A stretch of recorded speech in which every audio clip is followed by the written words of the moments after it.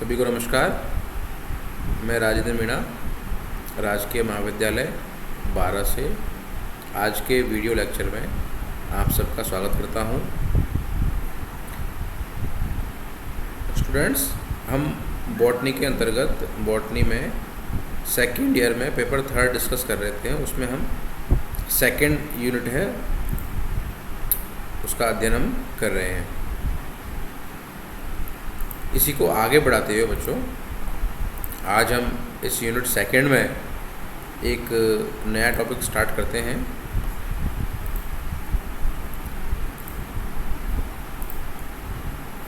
हाँ,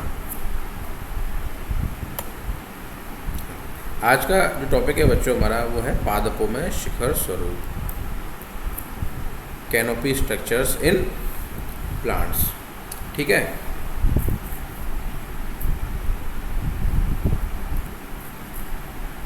पढ़ना स्टार्ट करते हैं इसे। शिखर स्वरूप, वृक्षीय पादपों में शिखर स्वरूप प्रमुख होता है। जो बच्चों जो वृक्षीय पादप होते हैं उनमें शिखर स्वरूप महत्वपूर्ण होता है। यह भिन्न भिन्न आकारिकी को प्रकट करता है। ठीक है, यह आकारिकी निम्न विशेषताओं द्वारा नियंत्रित होती है। बच्चों, इसमें कभी कभी पूछ लेते हैं आपसे कि शिखर स्वरूप जो है वो किन किन कारकों के द्वारा नियंत्रित होता है। तो ये 4-5 कारक है। मुख्य शाखन का प्रकार, शिखर स्वरूप इस बात पर निर्भर करता है कि उस पादप विशेष में जो पाया जाने वाला मुख्य शाखन है वो किस प्रकार का है। ठीक है। दूसरा, मुख्य अक्ष से संबंधित शाखाओं की लंबाई व व्यवस्था। ये मुख्य अक्ष हो गया, इससे संबंधित जो शाखाएं हैं उनकी लंबाई क्या है और उनकी व्यवस्था क्या है। ठीक है, दूसरा पॉइंट। तीसरा है पर्णों की आकारिकी। पर्णों की जो आकारिकी होती है बच्चों वो शिखर स्वरूप से संबंधित होती है या उसको प्रभावित करती है। दूसरा है पर्णों की व्यवस्था, शाखा पर पर्णों की व्यवस्था। ये अपोजिट है, ठीक है, या फिर ये अल्टरनेट फॉर्म में है। ठीक है, किस तरह से है। जो पर्णों की व्यवस्थाएं हैं वो शिखर स्वरूप को प्रभावित करती है। लास्ट है मुख्य अक्ष की अशाखित स्थिति। मान लीजिए मुख्य अक्ष है वो अशाखित है ना, और मान लीजिए किसी में जो मुख्य अक्ष है वो शाखित है, उसमें गहन शाखन पाया रहा है। तो ये सारी विशेषताएं जो है बच्चों शिखर स्वरूप को प्रभावित करती हैं। ठीक है, आगे बढ़ते हैं। पर्व एवं पर्व संधियों की विशेषता, तने की लंबाई आदि भी शिखर स्वरूप में प्रमुख होती है। शिखर स्वरूप निम्न प्रकार के हो सकते हैं। ठीक है, तो पर्व और पर्व संधियों की जो विशेषताएं हैं वो, और जो तने की लंबाई है, ये भी कुछ ऐसे फैक्टर हैं जो कि शिखर स्वरूप को प्रभावित करते हैं। ठीक है, अब शिखर स्वरूप कितने प्रकार के होते हैं उसका हम थोड़ा अध्ययन कर लेते हैं जल्दी से। बेटा, इसके मुख्य जो प्रकार है वो है पाम लाइक, ताड़ सामान। दूसरा है शंकु रूपी। तीसरा है बेलनाकार। चौथा है गोलाकार। पांचवा है छाता प्रकार, अम्ब्रेला टाइप। छठा है पैगोडा शेप। सातवां है ड्रूपिंग टाइप। ठीक है, तो एक एक करके जल्दी से हम उसका अध्ययन कर लेते हैं बच्चों। पहला है शिखर स्वरूप में ताड़ समान शिखर स्वरूप। इस प्रकार के शिखर स्वरूप दर्शाने वाले पादप में मुख्य अक्ष में मोनोपोडियल ग्रोथ से संबंधित अशाखित तना पाया जाता है। यह मुख्य अक्ष शीर्ष पर बड़े आकार की पर्णों के समूह को प्रकट करता है। उदाहरण के लिए पाम का वृक्ष। ठीक है, मुख्य जो तना है वो अशाखित होगा, बेलनाकार होगा, और पर्ण के शीर्ष पर मुकुट के समान, तने के शीर्ष पर मुकुट के समान जो है पर्णों का सघन समूह पाया जाता है, ताड़ समान शिखर स्वरूप। ठीक है। दूसरा है शंकुरूपी। मुख्य अक्ष में मोनोपोडियल ब्रांचिंग पाई जाती है। ये हम पहले पढ़ चुके हैं बच्चों, मोनोपोडियल सिम्पोडियल ग्रोथ क्या होती है। ठीक है। तो मुख्य अक्ष में मोनोपोडियल ब्रांचिंग पाई जाती है। यह पार्श्व शाखाओं का आवश्यकता अनुसार विकास करती है। यह अग्राभिसारी क्रम में निर्मित होती है एवं शंकुरूपी आकृति के शिखर स्वरूप को प्रकट करती है। उदाहरण के लिए ओरोकेरिया। ठीक है। अशोक जो प्लांट है बच्चों, उसमें भी इस प्रकार का पैटर्न पाया जाता है, शिखर स्वरूप पाया जाता है। जिम्नोस्पर्म होते हैं, उसमें जो कॉनिफर्स होते हैं, कॉनिफर्स, ठीक है, उसमें भी इसी प्रकार का शिखर स्वरूप पाया जाता है। इस शिखर स्वरूप में बच्चों एक मुख्य अक्ष हुआ, ठीक है, ये अधोस्तर। अग्राभिसारी क्रम में शाखाओं का विकास होता है, अर्थात जो नीचे की ओर जो पाई जाने वाली जो शाखाएं हैं वो पहले निर्मित होंगी, इसलिए आकार में बड़ी होंगी, और उसके बाद जो बढ़ने वाली जो शाखाएं हैं वो बाद में निर्मित होती है, और इस कारण से उनकी लंबाई भी क्रमशः कम होती जाती है, और इस प्रकार से एक शंकुनुमा संरचना का निर्माण होता है। ठीक है। तो ये हो गया अपना कॉनिकल टाइप का शिखर स्वरूप। थर्ड है बेलनाकार बच्चों। ठीक है। इस प्रकार की आकृति में मुख्य अक्ष प्रारंभ में मोनोपोडियल वृद्धि दर्शाता है। वह आवश्यकतानुसार यह पार्श्व शाखाओं का विकास करता है तथा यह शाखाएं पार्श्व की ओर लगभग समांतर स्थिति में पाई जाती है, किंतु सिरों की ओर यह उदग्र होकर बेलनाकार आकृति अथवा दीर्घवृत्तीय आकृति का निर्माण करती है। उदाहरण के लिए मेलिंगटोनिया का पादप। ठीक है बच्चों, क्या बोल रहा है ये? मुख्य अक्ष मोनोपोडियल वृद्धि दर्शाएगा। यह आवश्यकता अनुसार पार्श्व शाखाओं का विकास करता है तथा यह शाखाएं पार्श्व की ओर लगभग समांतर स्थिति में पाई जाती है। ठीक है, मान लीजिए ऐसे। ठीक है।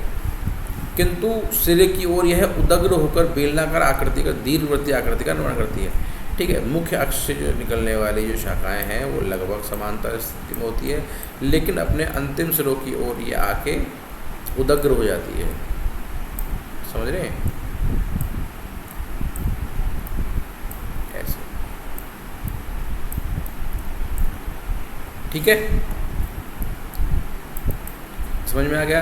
एक मुख्य तने से समांतर स्थिति में पार्श्व की ओर शाखाएं निकलेंगी, लेकिन ये अपने अंतिम सिरों की ओर, मान लीजिए यहाँ पर ख़त्म हो रहा है, ये उदग्र हो जाती है। ठीक है, संपूर्ण स्थिति में हो जाती है। तो इस प्रकार ये एक बेलनाकार स्थिति का निर्माण होता है, और इसे क्या बोल रहे हैं? Cylindrical type of canopy structure. अगला है बच्चों गोलाकार।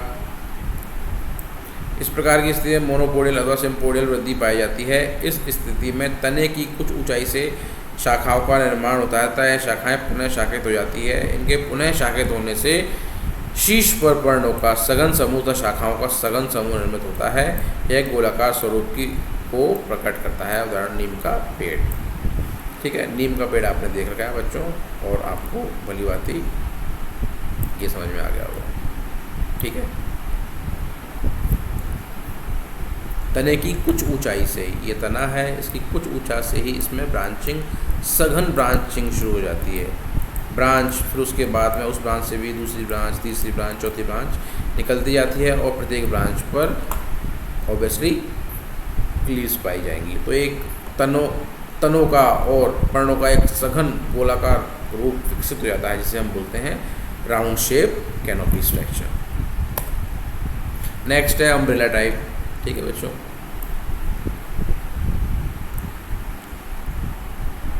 Umbrella type.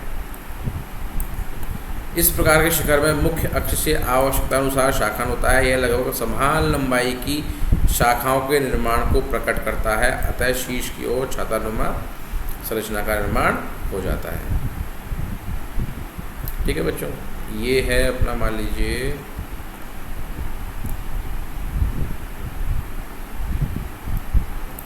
मुख्य अक्ष उससे लगभग समान लंबाई की जो है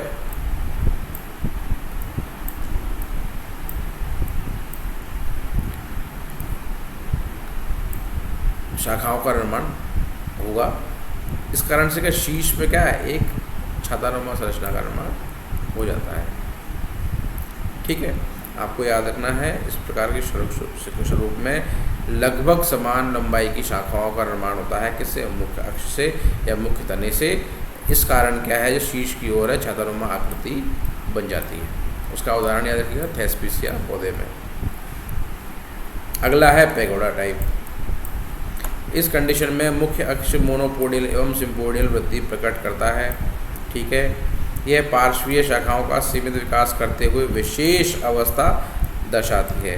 यह अग्राभिसारी क्रम में अर्धचक्रीय अथवा सर्पिलाकार आकृति को निर्मित करते हुए वृद्धि संपन्न करती है। यह सर्पिलाकार विरल स्वरूप को प्रकट करता है। उदाहरण के लिए एडिनसोनिया।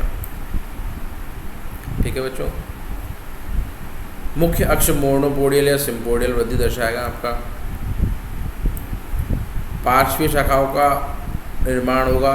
पार्श्वीय शाखाएं जो है वो अग्राभिसारी क्रम में निर्मित होंगी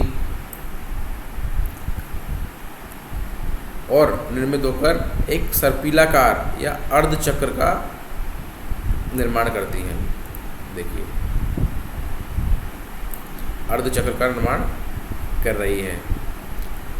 तो ये एक प्रकार से विरल स्वरूप होता है। बहुत कम पादपों में इस प्रकार का पैगोडा शेप में पाया जाता है, तो ये थोड़ा इम्पोर्टेंट हो जाता है।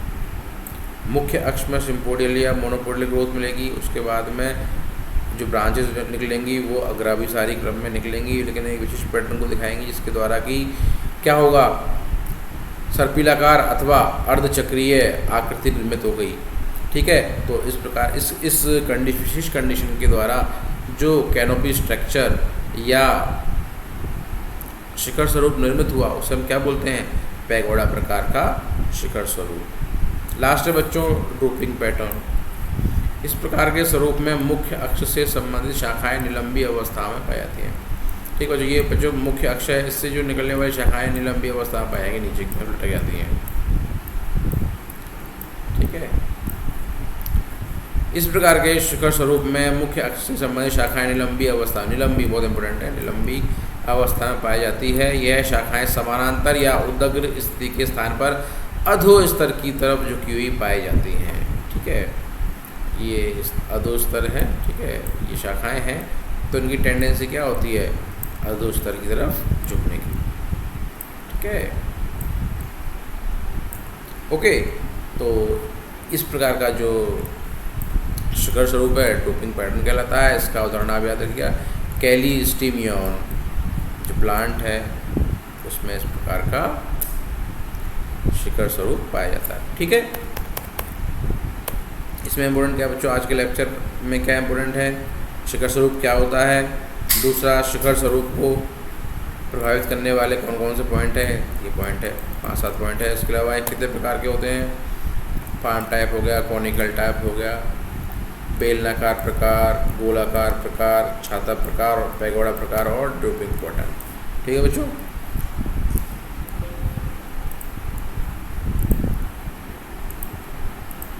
तो आज के इस लेक्चर के माध्यम से हमने जाना कि पादपों में शिखर स्वरूप या कैनोपिक स्ट्रक्चर क्या होती है, इसको प्रभावित करने वाले या निर्धारित करने वाले कौन कौन से अपने कारक होते हैं और ये कितने प्रकार की हो सकती है। ठीक है, उदाहरणों सहित हमने इसको जानने का प्रयास किया। ठीक है बच्चों, तो आज का लेक्चर जो है मैं यहीं समाप्त करता हूँ। लेक्चर देखने के लिए धन्यवाद।